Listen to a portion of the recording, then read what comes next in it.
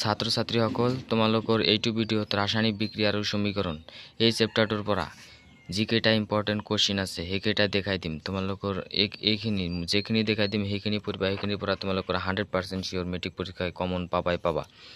তোমালোকৰ পৰিৱৰ্তন কেইটা চাবা, অৱস্থাৰ পৰিৱৰ্তন, ৰঙৰ পৰিৱৰ্তন, গেছৰ পৰিৱৰ্তন, কি পৰিৱৰ্তন হ'ব পাৰে। তাৰপিছত তোমালোকে এইটো চাবা MCQ জিংকৰ ওপৰত লঘু সালফিউৰিক এচিডৰ ক্ৰিয়াৰ দ্বাৰা হাইড্ৰজেন গেছৰ উৎপাদন হয়।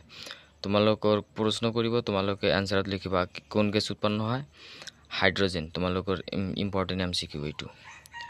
সন্তুলিত ৰাসায়নিক সমীকৰণ, তোমালোকৰ এনেকুৱাকৈ প্ৰশ্ন দিব, সন্তুলিত ৰাসায়নিক সমীকৰণ কাক বোলে।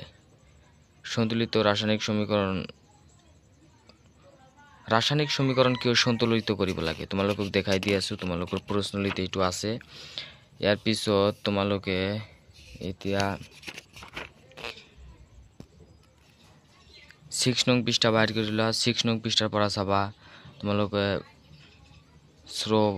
প্ৰস্ৰাৱলীৰ পৰা চাবা বায়ু দহনৰ আগতে মেগনেছিয়ামৰ ফিটা এডাল পৰিষ্কাৰ কৰি ল'ব লাগে কিয়। তাৰপিছত 2 নংটো চাবা। তাৰপিছত 3 নংটো চাবা। এইখিনি চাবা, এইখিনি চালে তোমালোকৰ হৈ যাব। তাৰপিছত তোমালোকে কাৰ্যকলাপ 1.4টো চাবা। এটা বিকাৰত অলপমান কেলছিয়াম অক্সাইড বা পোৰাচুন লোৱা।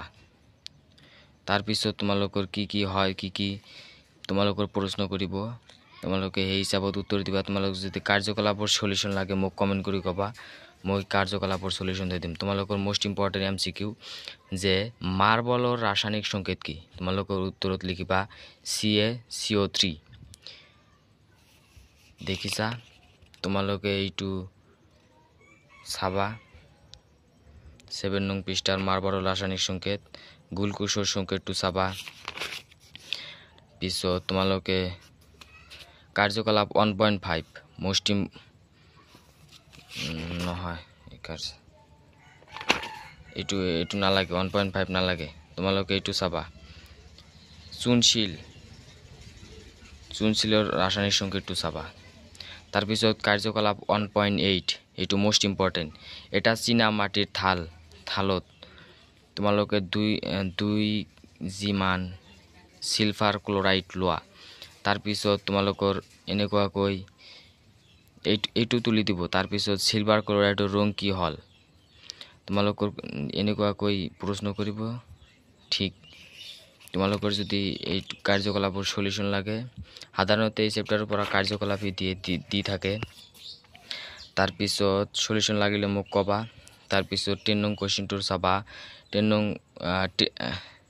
নং পৃষ্ঠাৰ পৰা চাবা 1 নং কুৱেশ্যনটো। এটা পদাৰ্থৰ এক্সৰ দ্ৰাৱক বগা ৰং সানিবলৈ ব্যৱহাৰ কৰা হয়।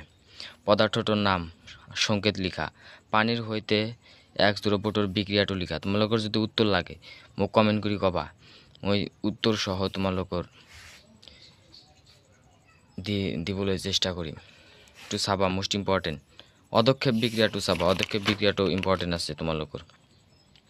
তাৰপিছত ৰেডক্স বিক্ৰিয়া, জাৰণ বিজাৰণ বিক্ৰিয়া, তোমালোকৰ এইটো আহিবই 100% চিয়ৰ, আহি থাকে ৰেডক্স বিক্ৰিয়া। তোমালোকৰ জাৰণ বিজাৰণ পৰা আহিবই, আহিলে 2 মাৰ্কস। জাৰণ বিক্ৰিয়া কাক বোলে, বিজাৰণ বিক্ৰিয়া কাক বোলে। ৰেডক্স বিক্ৰিয়া দেখিছা। আৰু তোমালোকৰ MCQ দি দিব যে এইটো দ্ৰব্যৰ পৰা কি জাৰিত হল, কি বিজাৰিত হল, তোমালোকক উলিয়াব দিব। তোমালোকে জাৰণ বিজাৰণটো চাবা, মোস্ট ইম্পৰ্টেণ্ট। তাৰপিছত দুৰ্গন্ধি টেপাল, ৰেঞ্চৰিটি কি এইটো চাবা। তাৰপিছত 13 নং পৃষ্ঠাৰ পৰা চাবা 1 নং কুৱেশ্যনটো। লোৰ গজাল এটা ডুবাই ৰাখিলে কপাৰ সালফেট দ্ৰব্যৰ এটা ৰঙৰ পৰিৱৰ্তন ঘটে কিয়। তাৰপিছত 3 নং কুৱেশ্যনটো চাবা। ইয়াৰ পিছত প্ৰশ্নলিৰ পৰা চাবা 1, 2 এইটো চাবা। 3,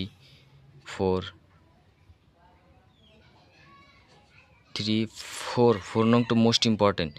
তোমালোকক আগতে কৈ দিছোঁ সন্তুলিত ৰাসায়নিক সমীকৰণ কি, ৰাসায়নিক সমীকৰণ কিয় সন্তুলন কৰিব লাগে। মোস্ট ইম্পৰ্টেণ্ট এই কুৱেশ্যনটো তোমালোকৰ এইবাৰৰ কাৰণে মোস্ট ইম্পৰ্টেণ্ট হয় এইবাৰৰ কাৰণে।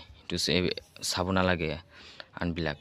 তাৰপিছত 9 নং কুৱেশ্যনটো চাবা, তাপবৰ্জী বিক্ৰিয়া বুলিলে কি বুজা, উদাহৰণ দিয়া। শোষণক এইটো চাবা 9, 10 আৰু 11 দিলে এই তিনিটাৰ পৰা এটা দি দিব তোমালোকৰ 2 মাৰ্কছৰ কাৰণে। শোষণ এটা তাপবৰ্জী বিক্ৰিয়া বুলি কিয় বিবেচনা কৰা হৈছে ব্যাখ্যা কৰা। তাৰপিছত তোমালোকৰ বিয়োজন বিক্ৰিয়াৰ সংযোজন বিক্ৰিয়াৰ কিয় বিপৰীতমুখী বলা হয়, উদাহৰণ সহকাৰে সমীকৰণ লিখা। তোমালোকৰ মোস্ট ইম্পৰ্টেণ্ট এইটো। তাৰপিছত 13 নং কুৱেশ্যনটো চাবা, অপসাৰণ বিক্ৰিয়া দ্বিঅপসাৰণ বিক্ৰিয়া, মোস্ট ইম্পৰ্টেণ্ট 13 নং কুৱেশ্যনটো। তাৰপিছত 17 নং কুৱেশ্যনটো চাবা। তাৰপিছত 15 নং, তোমালোকে 17, 15, 13,